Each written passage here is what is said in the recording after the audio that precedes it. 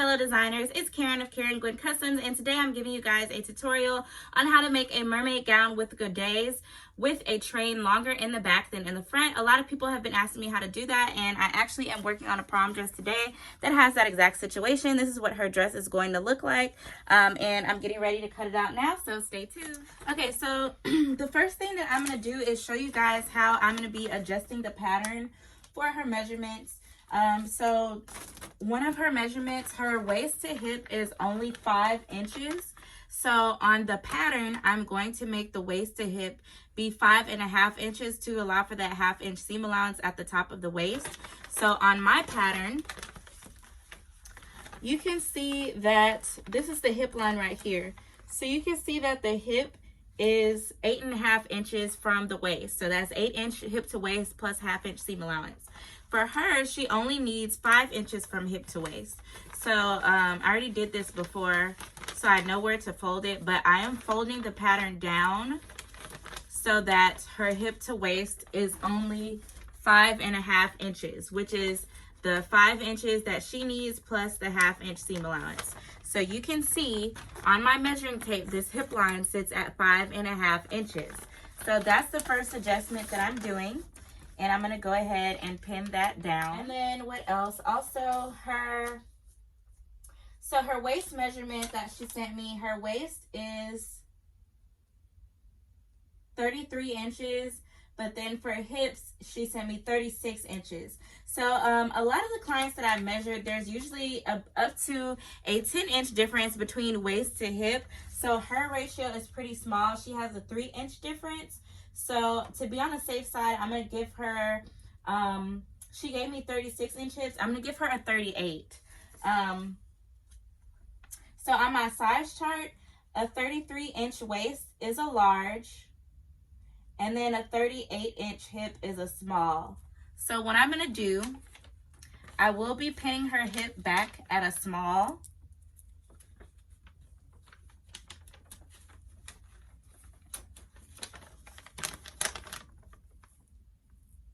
And then in the waist, she has a large waist. Extra small, small, medium, large. So I'm going to pin that back for her waist like that. And with me having shortened the waist to hip, it actually kind of lines up really good.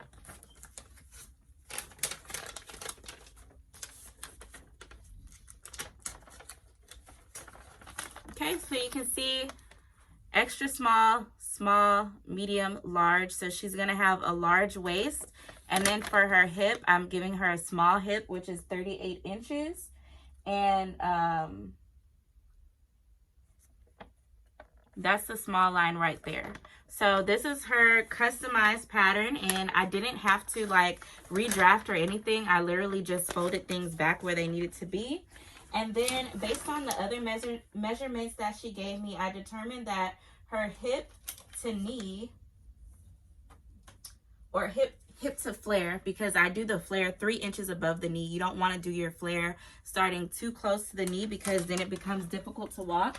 So I determined that her hip to knee should be 11 inches. So remember, here's the hip line, and then going down to the knee, that is exactly what I have. I have 11 inches. So this pattern is all ready to go for me to cut out her dress pieces. So I'm just going to keep pinning this back.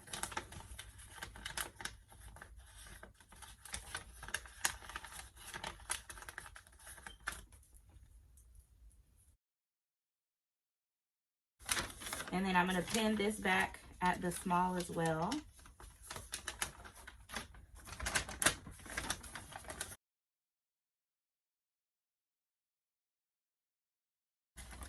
And now I'm going to get ready to cut it out. So just to recap what we just did, we changed the pattern to fit her waist and hip measurements. So for her waist, we have the waist out to a large.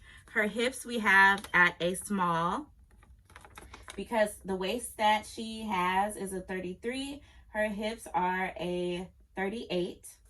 And then down here, we have waist to hip is 5 inches. hip to flare is 11 inches. And then we have the rest of our skirt pattern going down to the floor. So I'm gonna go ahead and get ready to cut this out now. Okay, I'm getting ready to cut out the skirt pieces. Pay attention to the way I have the fabric laid out. This is a total of 5 yards of fabric, and I have it folded vertically in half. So I have it folded like this. And then for the front skirt piece, I folded it over like this. So I don't know if y'all can see, but this is where that fold ends here. So up here I have 4 layers, and down here I still have my 2 layers. That's how I folded it. And I folded this over just enough so that I have enough length to cut out my front skirt piece and my godets as well. Now for the front, her train in the front is already pretty long. Measuring from the end of that skirt all the way down here to where my measuring tape hits 30 inches. Over here where the bottom of the pattern piece hits the fabric, I just put a little pin so I'll remember where it was. And then over here, what I'm going to do is just drag my pattern piece down to that extra 30-inch mark. And I'm gonna take my scissors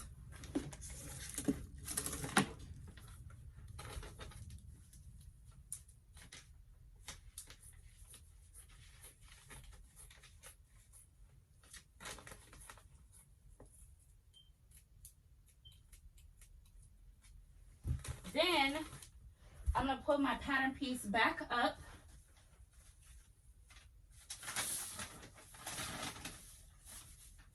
to where it was before.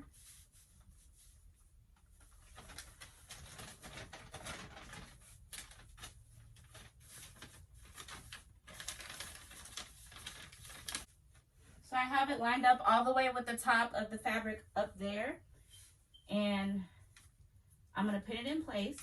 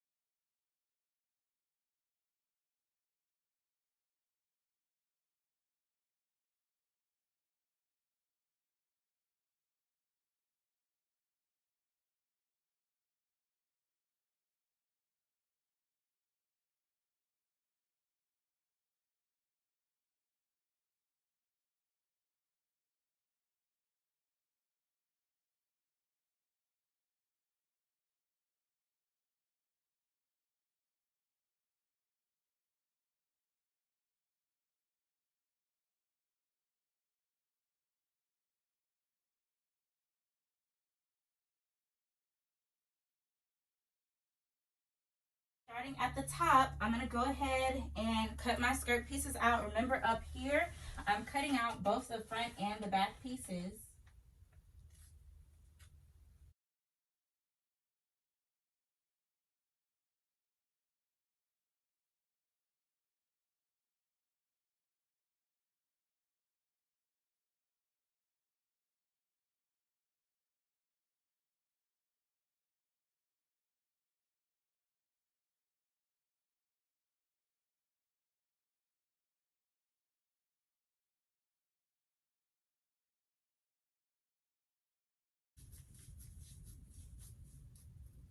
Okay, so I've cut all 4 of these layers down to this point here.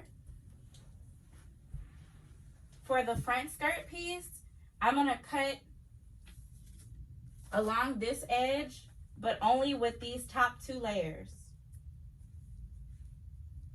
Do not cut through all 4 layers.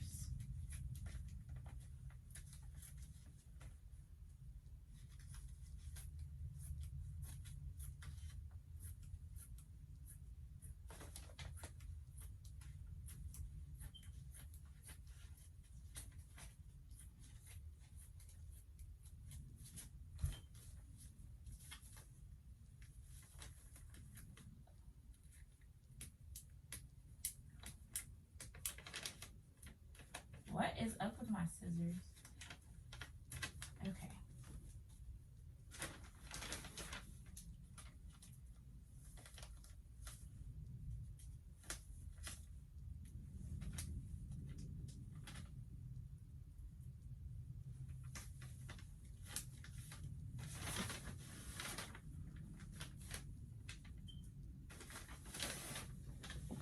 So that's the front piece. For the back piece, you can kind of just freestyle cut it down to this other cut line that you already did.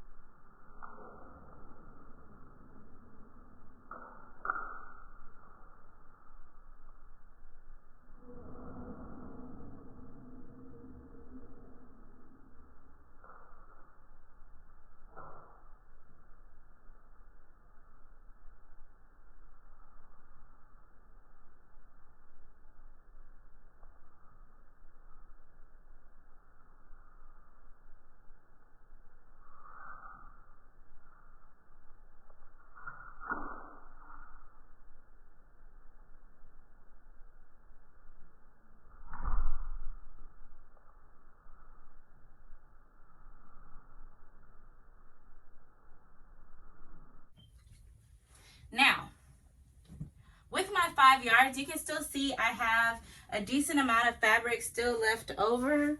I have a little over 1 yard left over. So this I'm going to be using for the front piece, the back piece, and I'm going to try to finesse a lining for the skirt part out of this as well.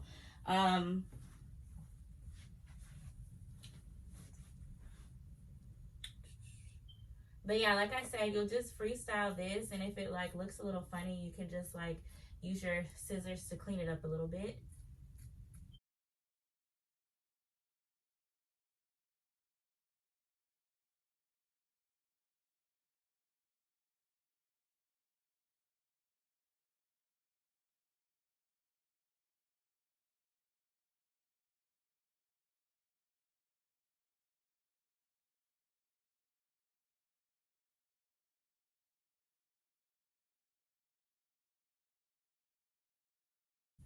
So here's my godet pieces. I have 4 of them, and then up here, this was on the fold, so I'm just gonna cut these 2 pieces along that fold line so I can separate the tops of my front and back pieces.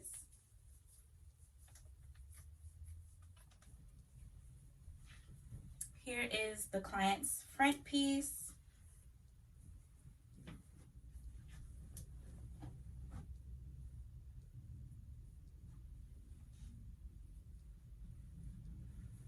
Okay, so I got my 2 back pieces, and I'm just going to kind of spread this out so that you guys can see how wonderful it's going to look.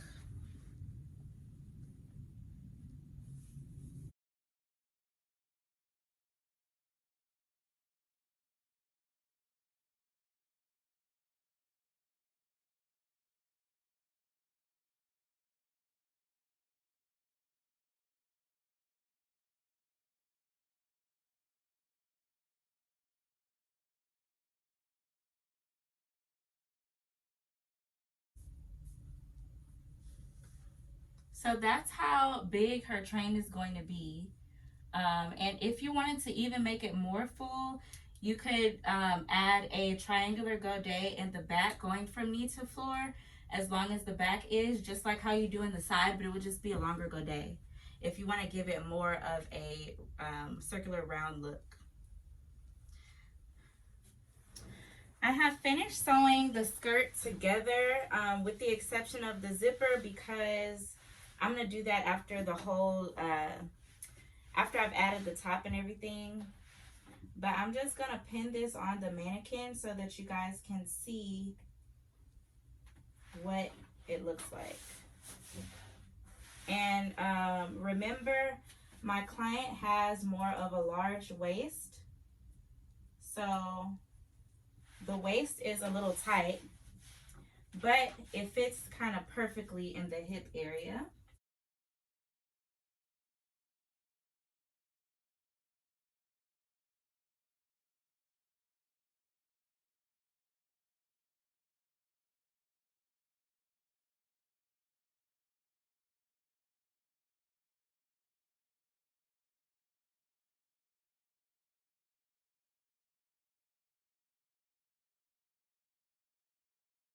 Of course, I also have to add horsehair to the bottom, but this is how it looks, and you can see there's like a really nice train length in the back and everything. And then once I add the horsehair, it'll kind of even out this area here, and yeah. So I think it looks pretty good. So that, you guys, is how you use my mermaid gown with godet pattern to create a mermaid gown with godets with a train as well. Thanks for watching.